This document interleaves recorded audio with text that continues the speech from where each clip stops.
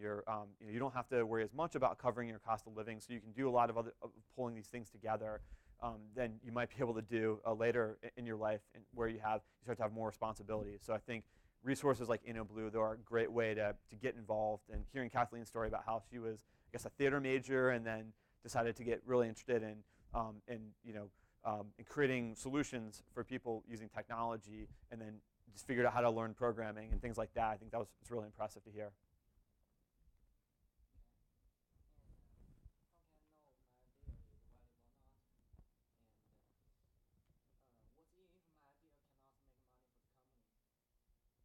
So is the question that is how do you know if the idea is good or not, and whether it can make money for the company? Okay, so I think at an early stage, it's sometimes really tough to tell, whether an idea is going to be good or not, right? I mean, I think it starts with thinking about, is there a valuable problem for you to solve, right? But there's, and so I think what I would say is that if you have some level of validation, you can, especially like here on a university campus, you have a lot of people that can serve as a sounding board. And so you come up with an idea, you think it's aligned with solving a problem, and that's great, and it's good to start to validate that yourself, but then also get other people to help provide feedback on that. And then as you think about whether you can make money or not, that kind of goes to more of like the business case or the business model, right? And what that has to do with is that you have to, I think one of the skills that is really important, especially for those of us that come from more of a technology background, is to be able to think about, well, how do you build a business from a really neat technology idea? And so a lot of companies struggle with this early on. And they know they have something that's neat technology. They may even have a lot of people using it, but monetizing it is a key aspect of, I think, being entrepreneurial. And so it goes to things like determining how you're going to sell. What problem are you really solving for people? Some people describe this as sort of what's the pain point. I think it can be, I think of it like as pain, or what's the opportunity? Are you able to provide something or create something for somebody that they wouldn't have had otherwise? And so I think that really goes to, you have to look at an idea, it's an idea by idea basis, but I think those are some of the elements that go into evaluating whether an opportunity could be a good one or not, and getting validation on it, and then determining a way in which you can actually make money from that.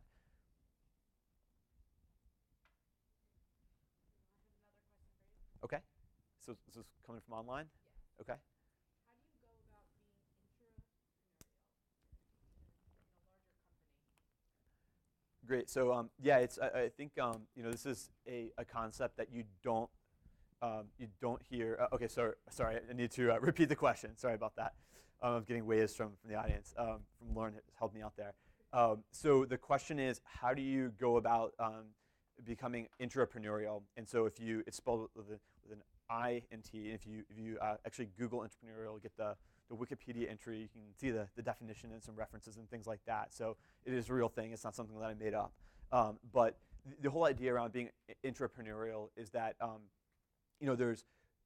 it goes back to the point I was making, is that you don't necessarily have to be at a startup company or start your own company in order to exhibit entrepreneurial like characteristics. And really what that goes to is some of these points about solving a problem and being resourceful.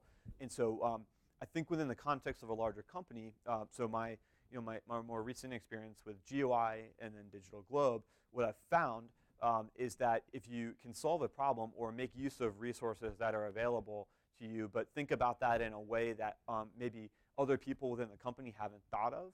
And so I think that's the resourceful point, is making use of those resources, but then ultimately aligning that with thinking about how you can align the resources that you're utilizing to really solve a problem and strategically help create a solution for that company. And so in the case of the iPad app, for example, we had this great satellite imagery. We had it on the website, which was great, but it didn't necessarily provide the full level of interactivity that we wanted to. And it also, a lot of people were using mobile devices like the iPad more, and being able to actually touch the imagery and interact with it was something that just created a much more compelling user experience than seeing an image over the web. And so it also, for us, it's part of the reason for doing this project was to think about, well, how do we get our content out on more platforms, right? And so as I said before, we didn't launch this as a product that we were selling, but it certainly was a way it served a purpose around both marketing as well, like from a trade show perspective, for whenever we would do demos, and then as a sales enablement tool, so that our sales force could actually go out in the field with an iPad and say, "This is a sample of our imagery. You can see the before and after." We'd had the chance to brief people, for example, like around some of the natural disasters at high levels of government, that when they saw that and actually put their finger on the screen and saw the before and after, that was just incredibly impactful for them. And so I think really it goes back to, the question is, well, how do you find these opportunities? So I think it's about, well, thinking what is the strategic opportunities within your company, and what resources can I utilize in order to potentially create an idea, and then identify the stakeholder within the company who you think would have a return on that investment, so to speak, right? And so I think that's a key aspect of those are some of the key aspects of being entrepreneurial. Okay. Two-part question, so I'll make sure I repeat it this time. Is the GeoEye app available currently since the merge with DigitalGlobe? And could you talk more about how interactive the maps are? So the answer to actually, let me repeat it. The question is the GeoEye app still available since the merger with DigitalGlobe? And talk about, I guess, how interactive are the maps and some of the features there. The answer is that the GeoEye app is still in the App Store, and so if you search for GeoEye, it will come up. We are in the process of refreshing it, so post-merger. So we will have, it'll be completely rebranded under DigitalGlobe. We're going to add some additional content, as far as the interactive features go, there's a couple things that we're working to improve with the next version of the app that will be released. So the interactive features will still have like the magnifying glass, which you can actually, you can move the magnifying glass over areas to have them be magnified, obviously, but you can also then twist the magnifying glass to increase your zoom level, which is a neat feature. You can also then, there's the before and after slider. There's time-lapse imagery where you can see how a place changes over time. And then there's also, I'll switch back here to the picture of the app since I'm talking about that. There's also some of the features you see at the top here. These are the interactive features, so like the magnifying glass. This one doesn't have a before and after or a time lapse. There's also a cross-fading kind of feature where you can, instead of seeing before and after, you can fade from before to after. So you can kind of like see the after image emerge from beneath the before image, which is another neat way to look at the imagery. There's also, you'll see kind of a book type icon. That's a analysis report icon. So DigitalGlobe has a great heritage around imagery analysis and identifying different features in imagery. Our analysis reports here, there were some imagery analysis reports as part of legacy GeoEye, but some of them were also, they were more of the predictive analytic reports that I had talked about related to SPADAC. And so the new version of the app will have all those features, of course. We're also, one of the things that when we originally built the app, it was built really to kind of have everything embedded on the iPad, and so, which was great for trade show environments where we had spotty internet connections, as well as if a salesperson was out meeting with a customer, they wanted to have all the imagery there. And so the problem with that is, we had a lot of interest around the app, so we launched it in the App Store, but it was a large download size, and whenever we wanted to update the imagery in the app, we had to actually push a new update. So it was kind of by design, because that wasn't the original intent for the app, that we had those limitations. So the new version will actually serve imagery remotely. So all the imagery is stored in Amazon Web Services. You can go in individually and select which images you want to download. You can delete images if you no longer want to store them on your device. Or there's an option under the settings where you'll be able to download the entire library of images as well. So you have, either if you want to have all the images and it could take over 1 gigabyte of storage on your device, which is a lot, but they're high resolution images. And so one of the reasons we actually developed the app for the iPad was with the Retina display. It was just, at the time, it was one of the highest resolution displays, so the highest resolution commercial imagery available was a great fit for us for that platform.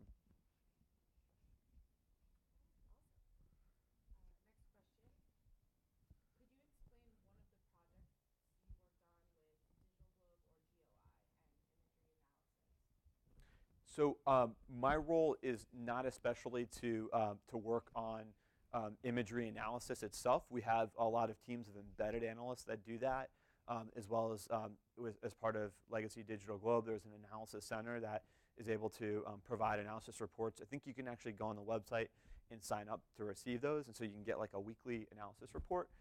I can talk about, I don't know if we're able to switch to the computer. I could pull up, there is actually yeah, if we can do it real quick, I can pull up a quick demo site that I had created. It takes about 2 minutes to walk through, but we had one of the organizations that we helped support was we had the GOI Foundation that supported a nonprofit called Water Wells for Africa, and so they were looking at the problem that they were trying to solve is where could they put new well sites in Africa, and so there was a particular town and village that they were looking at.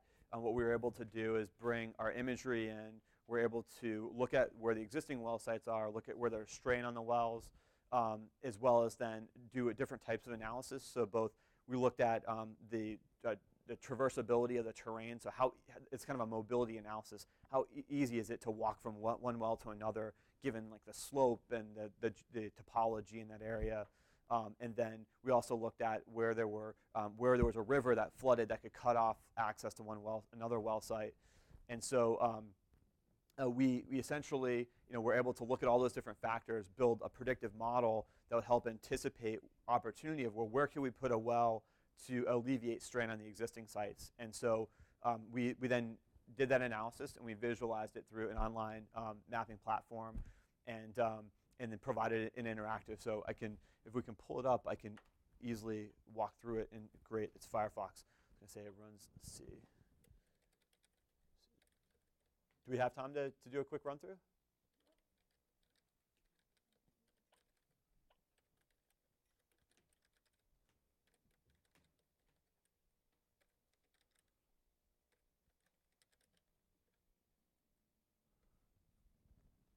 Great, okay. All right, so this is the site that I was talking about, where we looked at an area of Africa where they were looking to place Water Wells for Africa. A nonprofit was looking to place additional wells, and in this region there was essentially 3 existing well sites. So one of the cool things, this is built on Mapbox technology, so it's all fully interactive. You can zoom in, you can zoom out. They have full coverage of satellite imagery around the globe. And one of the things is to get a better sense of, we both incorporated the satellite imagery as well as pictures of on the ground of what the situation was, the existing well sites. We then looked at analysis of population density. And so one thing to point out is this is what's called a heat map. So the areas that are hotter, or in this case more red, are actually where there's a more dense population. It's also not to be confused with the predictive analysis that I talked a little bit about earlier, or that we'll show in a second. But they're both heat maps. One is, this is just based on density. One's actually, there's a whole statistical model behind it, which then helps us anticipate where areas that have similar geospatial characteristics when you look at the correlation of the events with the factors. And so then we looked at the topology and the physical features here. This was the surface-based hydrological features, the water. So this is where the river was flooding and cutting off access to well site number 2. And this was the mobility analysis that I mentioned, where we were looking at the terrain and how easy it was to walk to these different sites. With this kind of mobility analysis, we can do this for all sorts of different types of vehicles. We can model that, whether it's like by a car or by like an off-road vehicle or by a motorcycle or something of that nature. And then we brought all those factors together, and actually there's, on the side here, there's a detailed description of the analysis, which talks about the different types of geospatial data that we used. And this was the predictive model that we were able to produce, which essentially it's a model that essentially, one of the problems that we're solving is we're reducing a search area, or reducing an area so that we know that these are the most suitable areas. And so these are the top 10 percentile of most suitable areas given the factors that we were able to analyze. And so that's a 90% area reduction, which if you're allocating resources and trying to be efficient and maximize the impact here, that's a great benefit for decision makers to know. So I think we skip ahead here. And then we were able to essentially validate that there were 3 new proposed sites. We were able to validate 2 of the proposed sites that would alleviate strain on the existing wells. And then we also, given the different types of analysis that we were doing with the factors and the population density, we were able to also identify 2 other areas that would be also highly suitable to put a well. And so this particular example, as I said, it was in support of Water Wells for Africa, but I think it gives you maybe a sense of the different type of, this was a project I was involved in, both from a, helped some in terms of the crafting the story. And so our analysts actually were doing the geospatial analysis, and putting this together in a solution that was completely publishable over the web was also part of my role in this project. Sorry for a little bit of a longer answer than maybe was anticipated, but hopefully that is some kind of showing more than telling.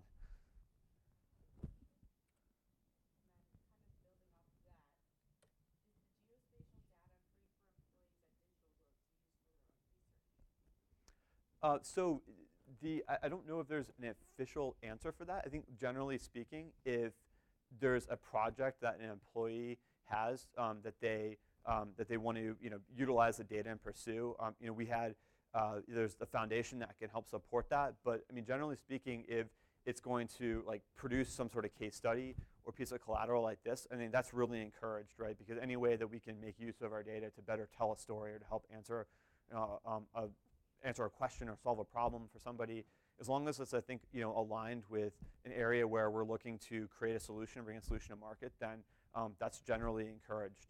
So there's, and that sort of that intellectual curiosity and making use of the resources that we have. Like, for example, with the iPad app and the imagery that was incorporated there, that was imagery that we had available. And so the company was supportive in providing that, and it helped create a new resource for the company. Is it possible to switch back? I actually have my own personal question I wanted to ask. Okay.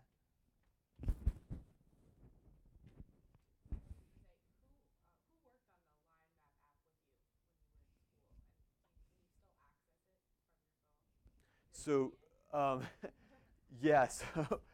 So I pretty much worked on it myself. There was a couple other people that I had thought about maybe doing it as a class project, but I ended up just kind of pursuing it as part of, I think I had an independent study that I conducted here to do most of the project. And I did work with some other people on campus. I learned about some of the mapping technologies and learned about how to do some programming around the Pocket PC application. I think I still have it on my hard drive, but I've never really published it as it wasn't a web app. It was more of an app that was designed for a Pocket PC. So unfortunately, I don't think that it's kind of broadly available, but thank you for the interest. So. Yeah.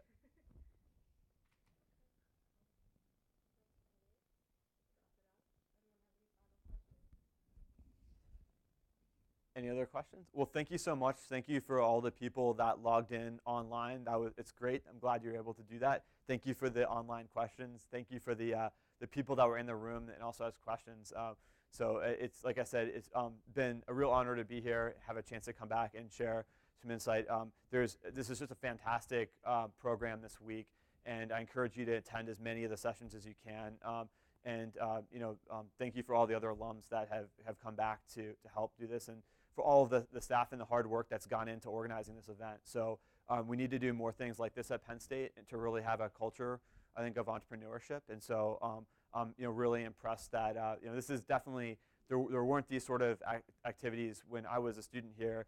And so I'm glad that we've come a long way, because the college was just really in its infancy then. So I look forward to having a chance to help out and be part of more events like this. Thank you.